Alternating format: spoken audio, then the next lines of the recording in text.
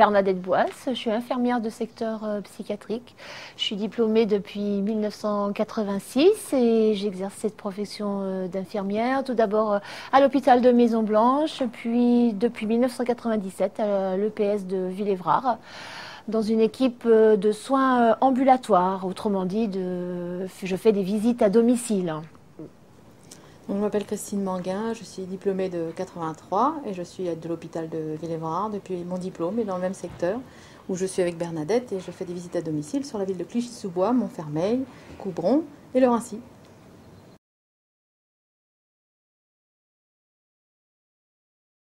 Bien évidemment, je suis en colère par rapport à tout ce qui se passe en ce moment, par rapport à tout ce qui touche d'abord les patients, parce que c'est ça qui me met en colère. C'est une colère au nom des patients, au nom de la santé, de tout ce qui est remis en cause et qui est mis à mal au jour d'aujourd'hui. Et ça, vraiment, ça me met très, très en colère.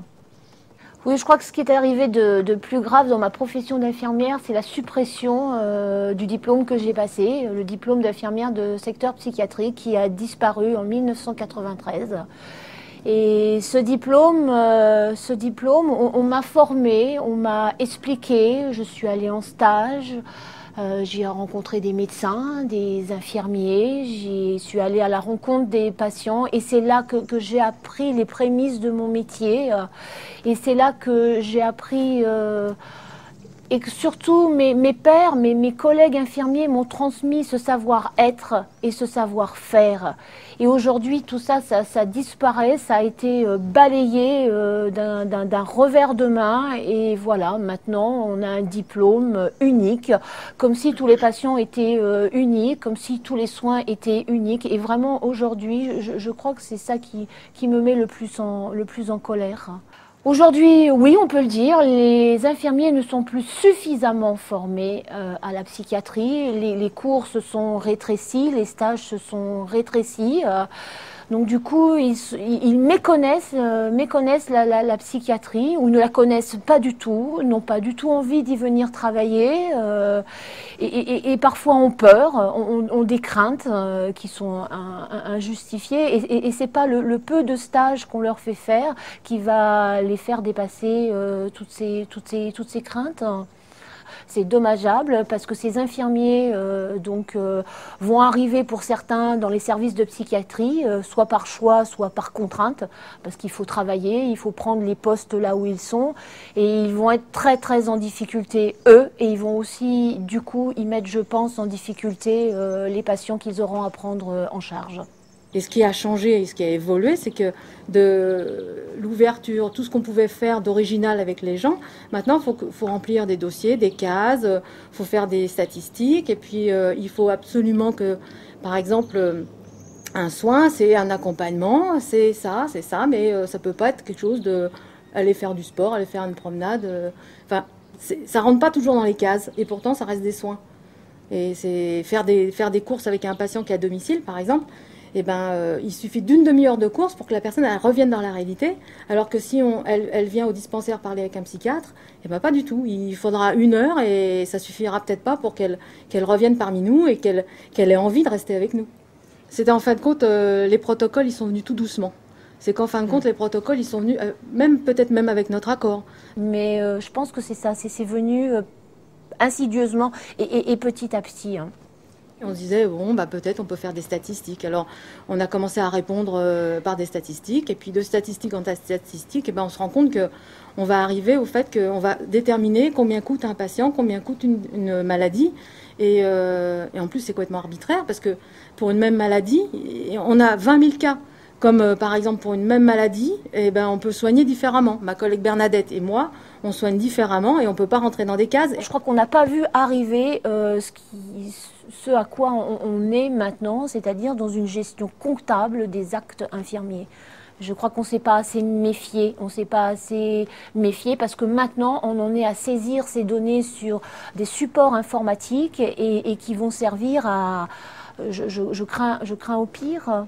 Je crains au pire, c'est-à-dire à mesurer, à quantifier, essayer de quantifier un soin, mais si tant est qu'on peut quantifier une demi-heure d'échange avec un patient, comment on quantifie, rassurer un patient, je ne sais pas. Parce que moi, je suis d'abord une infirmière et mon travail, ce que je sais faire et ce que j'aime faire, soigner, aider, rassurer, réconforter, écouter, c'est pour ça que je me suis formée et que je continue d'ailleurs toujours à me former par le biais de la formation permanente. Moi, c'est pour ça que je fais ce métier. C'est pas pour compter, remplir des fiches et d'autres choses qui ne m'intéressent mais pas du tout, du tout. Et le temps que je passe ou que je devrais passer à faire ça, c'est du temps que je ne passe pas auprès du patient, auprès des familles. Alors on quantifie, on compte, mais on compte pourquoi? On compte pour réduire, diminuer. Et la qualité des soins, c'est sûrement pas ça. C'est quoi? C'est le temps passé. C'est le temps et avoir le temps. C'est avoir le temps, prendre le temps d'écouter. Parce que notre métier d'infirmier psy, c'est la relation, c'est l'écoute et ça, c'est le temps que le patient a besoin, dont le patient a besoin, et pas celui que l'administration décide pour lui. On a affaire à la maladie mentale, à la maladie psychique, à la souffrance.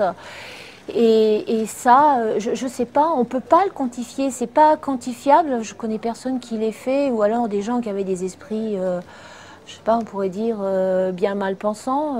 Voilà, pour moi, c'est pas une question de temps, c'est une question de qualité. Et peut-être que oui, la qualité, elle a un coût.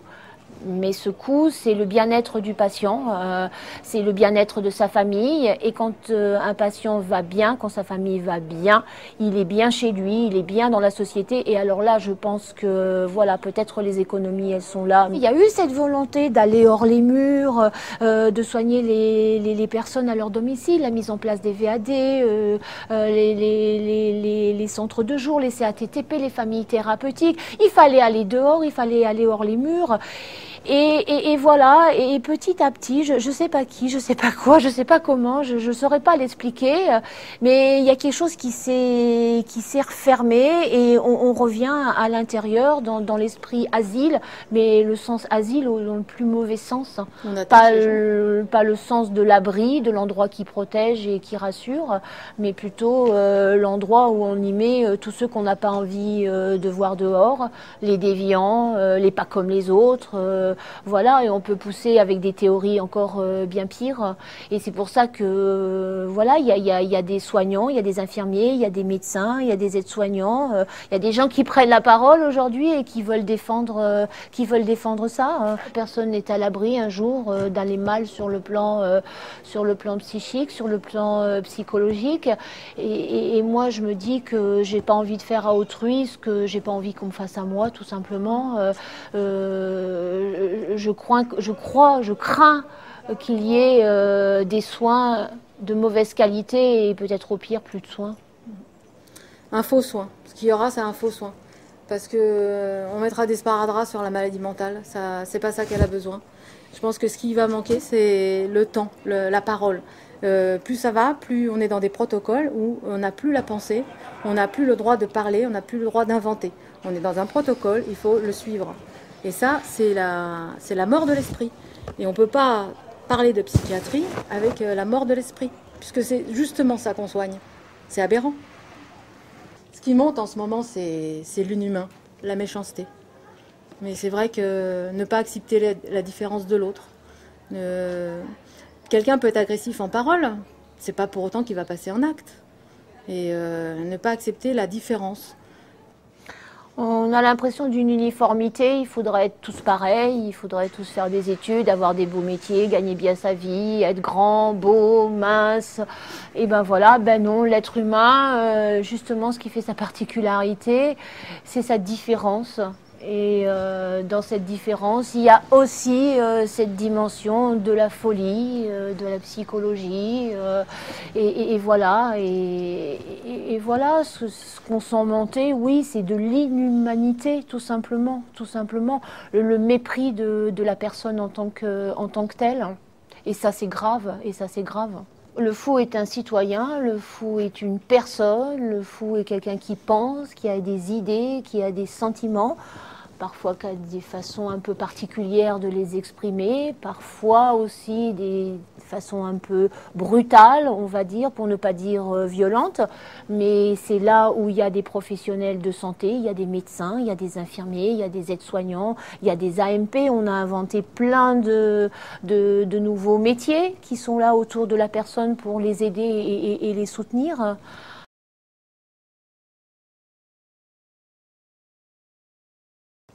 Demain, il n'y en aura plus d'infirmières psychiatriques.